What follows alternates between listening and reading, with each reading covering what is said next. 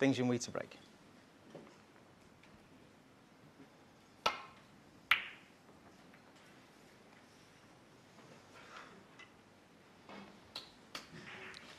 Yeah, I know it's only the break-off, but that is, if you could bottle that break-off, you could sell it for a few quid.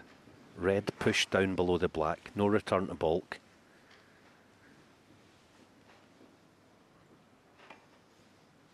Doesn't want to slip off the edge of the pack here because there's a red at the back of them that might go, but he's judged that well. Good shot, Xiao Guodong.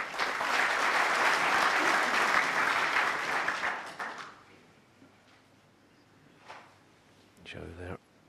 He somehow has to find a way back into this match. Now it's just, you just feel it beginning to slip away. I know it's only 7-3.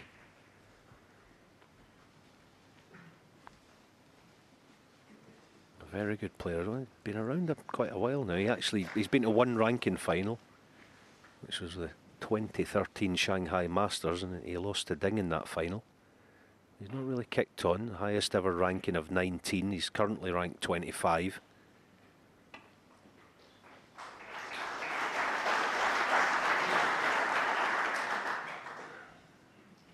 Just run past it. Missed call, but it won't be taken.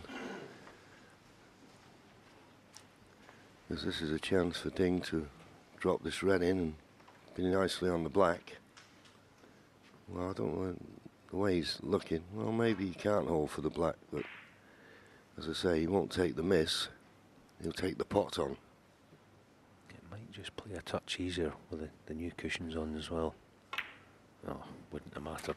Right in the heart of the pocket. 1.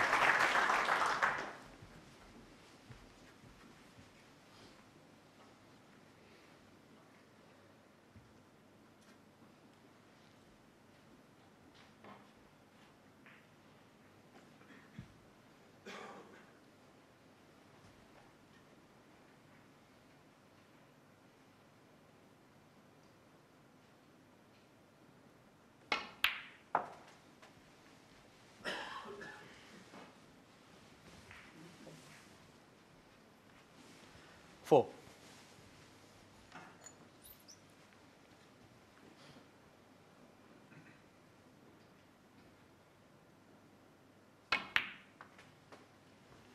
Five.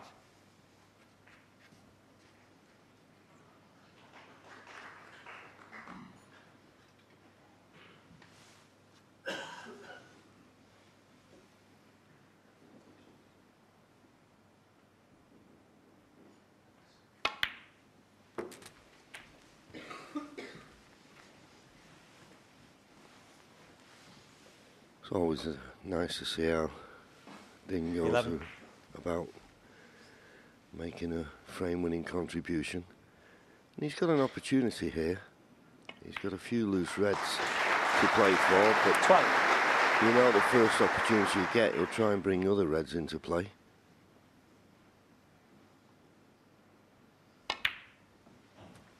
It's funny how people have different style. I've never been a great lover of his bridge hand. It looks like the cue could come off at any time, but obviously, 90. You know, proof is in the pudding. Yeah, I know what you mean. I've always thought it a bit quizzical sort of as well. It doesn't look the most solid, but you know, 20. but I guess it's a bit like fingerprints. I suppose that everyone's a little different. He cues so smoothly though. Look at this shot. Doesn't overhit it. Seems to just float the ball in this time. It's just gone wrong, I feel. Yeah, just didn't get the 27. cannon on the red as he would like. He wanted to hit it half ball. He hit it, well, he hit the join of two reds. So that's end of visit. Ding Junhui, 27. Make the most of that opportunity. But as I always say, if you pot the ball, if you run out of position, you always get to play the next shot. It's when you miss, when you're in, that can be costly. Nice safety shot that though from Xiao.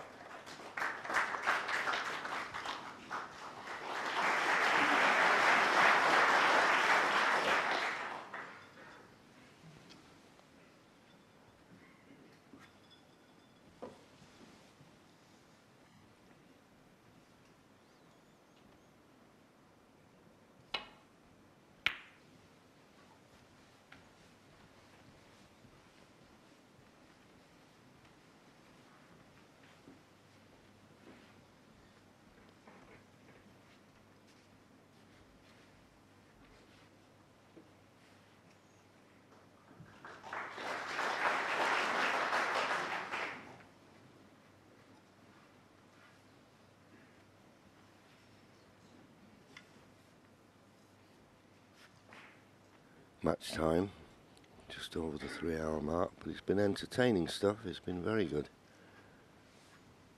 And as I say, there was one frame. I was doing the match yesterday, and the third frame when Xiao had a good lead, and then he missed when he was in, and Ding Junhui stole the frame with a 68 break, and it just turned the match on its head. Playing this in the middle, is it going to drop down? It's staying high. They don't go in, and the thing is, he thought he could play it a shot for nothing, but look where the cue ball's finished. That's a mistake to leave Ding with an easy starter.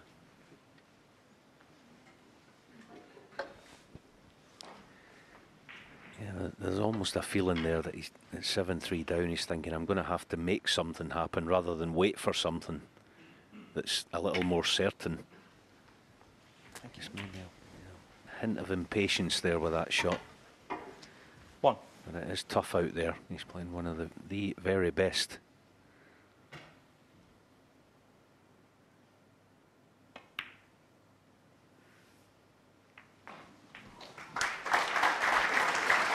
He'd have rather have potted the pink clean, but I think that red's still available near the left middle. And this is a second good chance. 8. I always think with Ding Junhui, he's somewhat of a throwback of a player. He doesn't overhit shots. He's not the sort of guy that goes in and just pulverises opponents. It's just pure weight of scoring, and with that tight cue ball, he doesn't have to hit the ball hard. 14. Plays a very straightforward game, but he's only allowed to do that because of the talent 50. he has.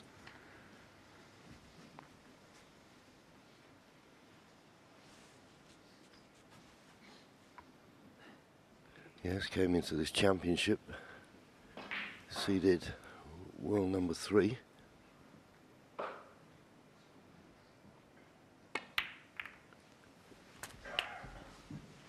And what a bottom half of the draw we've got, because the way it always works, number 1 seed, then number 4 seed 21. will be in his half. Number 2 seed, which is Ronnie O'Sullivan, will have the number 3 seed in his half. There's been a few upsets in the top half, but in the bottom half you've got Ding, of course, you've got Ronnie, who got through, you've got Judd Trump, who starts his campaign in the next day or so. Meanwhile, 27. Ding got nice control of the cue ball, just looking for, well, 3 more of these reds, and that'll get him to Snooker's required. So 28. when people look at the draw and say, oh, well, this one and that one, you never know what's going to happen, do you? No, you sure don't. Not here, anyway. Yeah, I think probably in the days of Davis, Hendry winning throughout the 80s and 90s, they would look at, you know, who do I play in the last 16, who am I likely to play in the quarterfinals, and not anymore. And that applies to every player in the draw. They're only interested in the guy they're playing.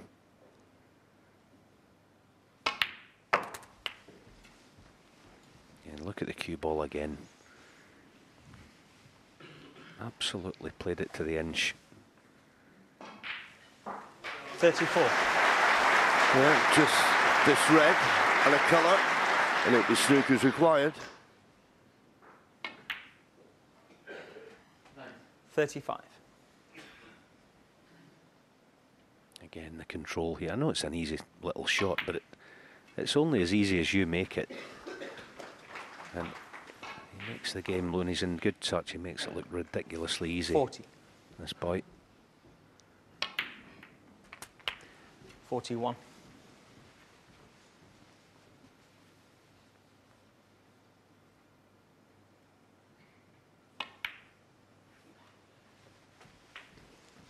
Yeah, we've always said that the best breaks are the ones where the audience is sitting there thinking, 47. oh, I could have botted that.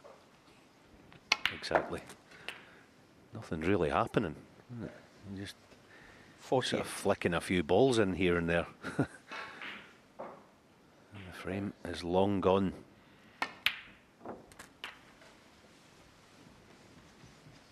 We're only just over 20 minutes of actual playing time. 54. And it's already 8-3.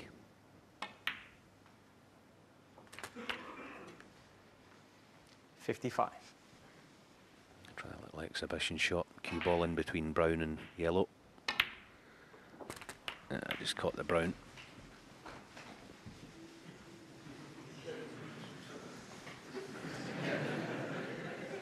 And that's 61. what I mean. He will share a joke with the audience now, which he never used to do a few years ago.